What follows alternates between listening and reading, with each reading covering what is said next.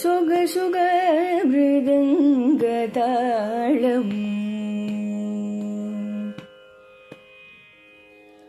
సొగసుగ మృదంగతాళము జతగూర్చి నిను సొక్కజేయుధీరుడెవడు ఆయధీరుడెవడు సొగసుగ మృదంగతాళము జతగూర్చి నిను సొక్కజేయుధీరుడెవడు ఆయధీరుడెవడు.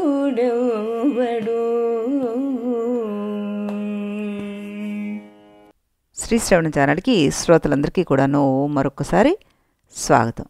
ఈరోజు మనం విన్న ఈ త్యాగరాజ కృతి శ్రీరంజని రాగంలో కూర్చబడిందనమాట. పావని చాలా చక్కగా పాడి వినిపించారు మనకి. ఎప్పట్లాగే అమ్మాయికి అనేక ఆశీస్సులు తెలియజేస్తూ మన కథలోకి వెళ్ళిపోదాం. నిన్న వశిష్ఠ మహర్షి మనకి చాలా చక్కగాను హిరణ్యగర్భుడు మనకి ఏ విధంగా అయితే సృష్టికర్తో, మన కళ్ళలో కనిపించే రాజు ఒకవేళ మనని వచ్చి అడిగితే మనం వాడికి సృష్టికర్త అవుతున్నాము. కాబట్టి మన కళ ఏ విధంగా పటాపంచలు అయిపోతే మనకు అదంతా మిథ్య అని ఎప్పుడైతే తెలుస్తుందో, అందులో ఉన్న రాజు మనని వచ్చి ప్రశ్నించినా కూడాను నువ్వు నా సృష్టికర్తవి కదయ్యా అంటే మనం నవ్వుతూ అదంతా నా కలరా బాబు అని చెప్తాం. అదే ప్రశ్న మనం హిరణ్య గర్భుడిని వేసిన ఆయన కూడా అదే ముక్క చెప్తారు. ఇదంతా కూడాను మిథ్య, నా కళ, దీంట్లో ఏమీ లేదు, అంత భ్రాంతి అంటారు. మనం అందరం కూడాను ఆయనకి కల్లో వచ్చినటువంటి వాళ్ళం. మనకి మాత్రం మనం ఒక జీవిగా మనం ఇక్కడ ఫీల్ అవుతున్నాం. అయితే దీనికి కారణం ఏమిటి అంటే మన పూర్వజన్మ సంస్కారాలకి ఈ సత్తుకి మాయ అనేది వచ్చి యాడ్ అవడం మూలంగా ఈ రకమైనటువంటి భ్రాంతికి లోనవుతున్నాము అంటూ చెప్పుకొచ్చారు. మనం డైరెక్ట్గా 1వ సర్గ నుంచి 13వ సర్గలోకి జంప్ చేసాము. ఈ రెండిటికి మధ్యలో లింక్ ఉండడం మూలంగా దాన్ని ఇక్కడ 1వ సర్గలో అడిగిన ప్రశ్నకి సమాధానం 13లో చెప్పడం మూలంగా దాన్ని అక్కడ లింక్ చేసామని మనకి ఈ విశ్లేషకులు చెప్పడం జరిగింది. ఈరోజు మనం 2 నుంచి 12 లోపల జరిగే చర్చకి చిన్న చిన్న కథలతోటి చెప్తానంటున్నారు ఆయన. దాని పేరే ఆకాశజోపాఖ్యానము అంటూ పేరు పెట్టారు. ఈ కథని మనం ఈరోజు నుంచి విందాం. పూర్వం ఆకాశజుడు అనే ఒక బ్రాహ్మణుడు ఉండేవాడు. ఆకాశజుడు అంటే ఆకాశం నుంచి పుట్టినవాడు, అంటే సాక్షాత్తు పరమాత్మ నుంచి పుట్టినవాడు. ఇంకో రకంగా హిరణ్య గర్భుడు అని ఒక అర్థం. ఆకాశం నుంచి పుట్టాడు అంటే అసలు పుట్టని వాడు అని మరో అర్థం. ఆ బ్రాహ్మడు ధార్మికుడు, తపస్వి. అందుచేత ఎన్నాళ్ళకి చావడం లేదు. సత్యలోకంలో మకాం పెట్టుకుని కూర్చున్నాడు. అది చూసి మృత్యుదేవతకి చాలా అసూయ కలిగిందిట.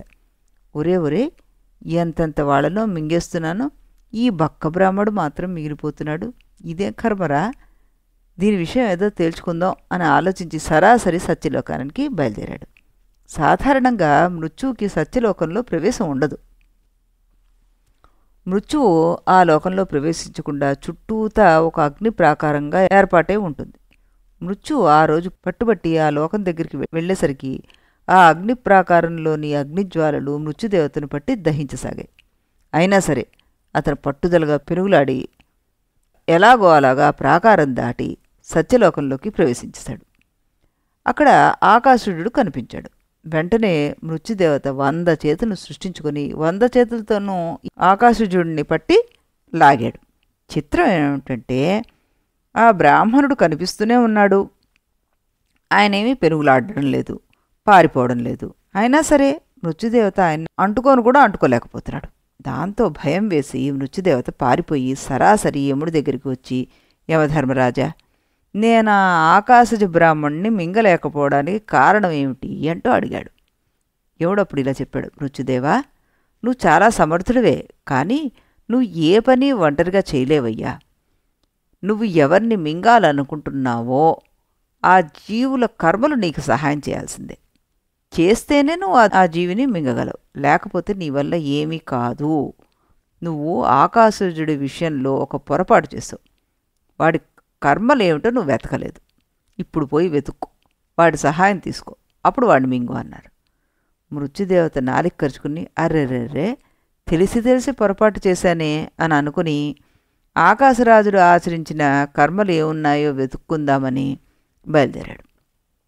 భూలోకమంతా తిరిగాడు, మిగిలిన లోకాలన్నీ తిరిగాడు. ఎక్కడ ఈ ఆకాశజుడు చేశాడనే కర్మ కనిపించట్లేదు. చివరికి కాళ్ళు పీక్కుపోయాయి. మళ్ళీ యమధర్మరాజు దగ్గరకు చేరి, దేవా, వాడు తన కర్మలు ఎంత రహస్యంగా చేశాడో గాని ఎంత వెతికినా ఒక్కటి కూడా కనిపించలేదు బాబు, తమరే చెప్పాలిక అన్నాడు. యమధర్మరాజు వాడికి సమాధానం చెప్దామా వద్దా అని ఆలోచించి చివరికి కనికరించి ఇలా అన్నాడు. మృత్యుదేవా, ఆ ఆకాశజుడు సాక్షాత్తుగా పరమాత్మ నుంచి పుట్టాడయ్యా. పరమాత్మే నిజమైన ఆకాశం. ఆకాశం నుండి పుట్టినవాడు ఆకాశమే అవుతాడు కదా. ఆకాశానికి కర్మలుంటాయా అంటూ, గొడ్రాలి బిడ్డలకి కర్మలుంటాయా? ఆకాశంలో చెట్టు పుడుతుందా? కనుక వీడికి ఏ రకమైన కర్మ సంబంధము లేదు. మరి హిరణ్యగర్భ శరీరం కంటే భిన్నమైన వీడికి వేరే శరీరం కనిపిస్తోంది కదా అని అడుగుతావేమో నన్ను నువ్వు. అది వేరే శరీరం అనే బుద్ధి మనకి ఉంది కానీ వాడికి లేదయ్యా. వాడు పూర్వం కర్మలు చేయలేదు, ఇప్పుడు కర్మలు చెయ్యడు. ఎందుకంటే వాడికి అసలు సంకల్పమే లేదు. వాడు పుట్టాను అని అనుకోవట్లేదు, కనుకనే మరణిస్తాననే ఊహ కూడా వాడికి లేదు. వాడు ఎప్పుడైనా ఒక్కసారైనా ఒక్క క్షణమైనా మరణాన్ని గురించి సంకల్పం చేసి ఉన్నట్లయితే వాడు ఎప్పుడో ఒకప్పుడు నీ నోట్లో పడుండేవాడు. వాడికి అలాంటి సంకల్పమే లేదు. వాడి శరీరము, వాడి ప్రాణధార మొదలైనవన్నీ మన దృష్టిలో ఉన్నాయి తప్పితే వాడి దృష్టిలో లేనే లేవు. అందుచేత వాడి స్వరూపం అచ్చమైన ఆకాశం. ఎంత బలవంతుడైతే మాత్రం ఆకాశాన్ని తాళతో కట్టగలడా? అసాధ్యం కదా. అందుకే నువ్వు ఆ ఆకాశజుడిని పట్టుకోలేకపోతున్నావు. ఆ ప్రయత్నం మానుకో అన్నట్ట. ఇప్పుడు ఈ సమాధానం వినేసరికలా ఈ మృత్యుదేవతకి కొత్త సందేహం వచ్చింది. ఇలా అడిగాడు, స్వామి, ఆకాశమేమో శూన్యాకారమాయే, నిరాకారమాయే, దాని నుంచి సాకారమైన ఆకాశజుడు ఎలా పుట్టాడు అని అడిగాడు. మరో ప్రశ్న తోస్తోంది ఇక్కడ. నిరాకారం నుంచి సాకారమైన పంచభూతాలు ఎలా పుట్టాయని మనకు కూడా అనుమానం వస్తుంది. అలా పుట్టడం అసంభవం కదా అనిపిస్తుంది. మరి అన్నీ కనిపిస్తున్నాయి కదా, ఈ పంచభూతాలు నిజంగా ఉన్నాయా లేదా తేల్చి చెప్పండి అంటూ యమధర్మరాజుని ప్రశ్నించారు. అప్పుడు యమధర్మరాజు చెప్తున్నారు, నా కదాచన జాతోసౌ నచ నాస్తి కదాచన ద్విజ కేవల విజ్ఞాన భామాత్రం తత్తదాస్థిత అన్నారు. అంటే ఇది ఉత్పత్తి ప్రకరణలో సర్గ 2లో 35వ శ్లోకం. ఏమని చెప్తున్నారు ఇక్కడ మృత్యుదేవత? ఆకాశజుడు అంటే ఏమిటనుకుంటున్నావు? హిరణ్య గర్భుడైనయ్యా.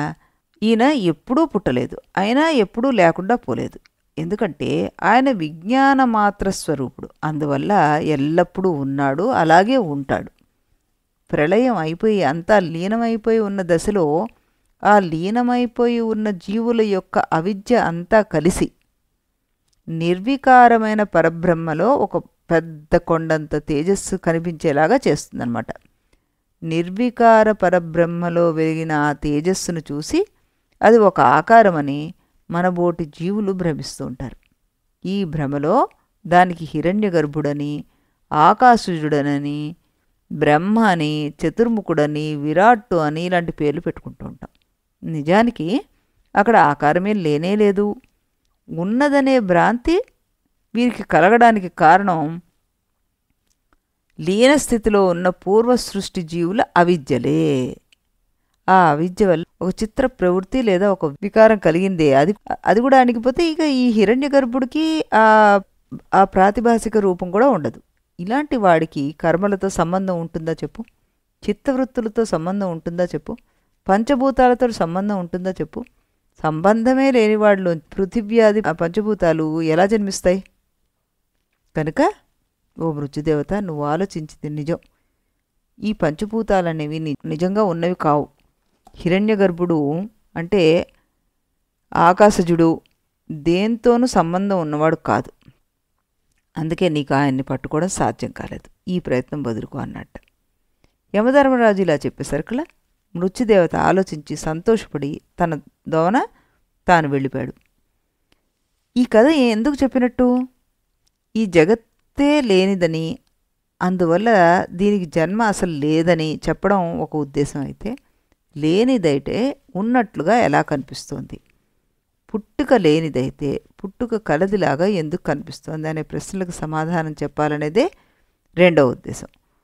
ఇంతకుముందు సృష్టిలోని జీవుల యొక్క అవిద్యా బలం వల్ల ఈ భ్రాంతి సంభవిస్తోందని ఈ కథ ద్వారా వశిష్ఠ మహర్షి సమాధానం చెప్తున్నారన్నమాట. అయితే ఏ రూపము లేని నిర్వికార బ్రహ్మలోంచి జగద్రూపం ఎలా వచ్చింది అనే శంక మిగిలిపోతుంది. దానికి వశిష్ఠుల వారు కళాత్మకమైన ఒక సమాధానం చెప్పారు. ఎలా? యదా చిత్రకృదంతస్థా నిర్దేహా భాతి పుత్రిక తథై భాసతే బ్రహ్మ చిదాకాశ రంజనం అన్నారు. చిదాకాశ అచ్చ రంజనం అన్నమాట పదాలవి. అంటే ఇది ఎన్నోది? సర్గ 2లో 55వ శ్లోకం. ఓ చిత్రకారుడు బొమ్మ వేస్తున్నాడు. ఎలా వేస్తున్నాడు? వాడి మనస్సులో ముందు ఒక ఆకారం ఏర్పడుతుంది. ఆ మనస్సులో ఆకారానికి శరీరం ఉందా? శరీరం లేని ఆ ఆకారంలోంచి గోడ మీద గీతల శరీరంతో ఒక బొమ్మ జన్మిస్తోంది. కనుక శరీరం లేని రూపంలోంచి శరీరం గల రూపం వస్తుంది. అలాగే చిదాకాశానికి ఒక అచ్చరంజనం అంటే స్వచ్ఛమైన ప్రతిబింబాన్ని గ్రహించగల శక్తి అంటే సంకల్పం ఏర్పడుతుందన్నమాట. అదే హిరణ్యగర్భ శరీరాన్ని రూపొందిస్తుంది. వివర్త రూపంగా ఆ రూపం మనకి ఏర్పడుతుంది అంటూ రెండో సర్గను ముగించారు ఆయన. వేదాంత శాస్త్రంలో వచ్చిన చిక్కు ఏంటంటే, ఏ విషయాన్ని ప్రతిపాదించపోయినా ప్రతిపాదించే ప్రక్రియ కొత్త సందేహాల్ని పుట్టిస్తూ ఉంటుందన్నమాట.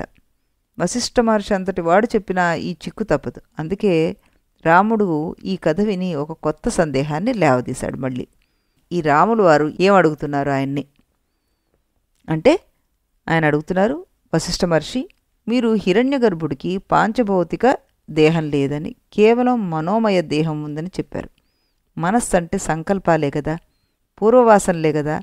అలాంటప్పుడు ఈ హిరణ్యగర్భుడికి పూర్వకర్మలేవీ లేవని, అందువల్ల ప్రస్తుత కర్మలు కూడా లేవని, అందువల్లే మృత్యుదేవత ఆయన్ని పట్టుకోలేకపోయిందని ఎలా చెప్పారు అంటూ ప్రశ్న వేశాడు. అప్పుడు దానికి వశిష్ఠుల వారు ఏమని సమాధానం చెప్తున్నారంటే, రామా, ఇక్కడ 2 రకాల దృష్టికోణాలు ఉన్నాయ్యా. మామూలు అజ్ఞానుల దృష్టికోణం ఒకటి. వారి దృష్టిలో హిరణ్య గర్భుడు అనేది ఒక పదవి. ఒకానొక పుణ్యజీవి చేసుకున్న పుణ్యాలకు ఫలితంగా ఆ పదవి వస్తుంది. నీ ప్రశ్న కూడా ఈ దృష్టికోణానికి చేరిందే. దీనికి భిన్నంగా హిరణ్య గర్భుడి దృష్టికోణం ఒకటి ఉంది. ఆ దృష్టి తత్వజ్ఞాన పరిపూరితమైంది. ఈ దృష్టిలో ప్రపంచానికి ఎంతమాత్రం ఉనికి అనేదే లేదు.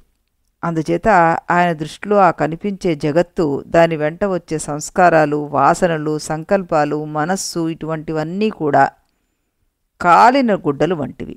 దీనినే దగ్ధపట న్యాయము అంటారు. దగ్ధపట న్యాయం అంటే ఏమిటి? పెద్ద మంటలో పెద్ద చీర పడేసామనుకోండి, చీర కాలిపోయినా ఆ బూడిద చీర మడతల ఆకారంలో అలాగే ఉండిపోతుంది. అది చీరలాగా కనిపిస్తూ ఉంటుంది, కానీ చీర కాదు, బూడిదే. దూరం నుంచి చూసే చిన్నపిల్లలు అది చీర అని భ్రమపడుతూ ఉంటారు. అనుభవం గల పెద్దలకు మాత్రం అది బూడిదగానే కనిపిస్తుంటుంది. దీన్నే దగ్ధపట న్యాయము అంటారు. హిరణ్యగర్భుడి దృష్టిలో తన యొక్క మనోమయ శరీరం కూడా దగ్ధపటం వంటిదే. కనుక ఆయనకి దృష్టిలో దానికి అస్తిత్వం లేదు. నేను నీకు బోధించింది ఈ దృష్టి.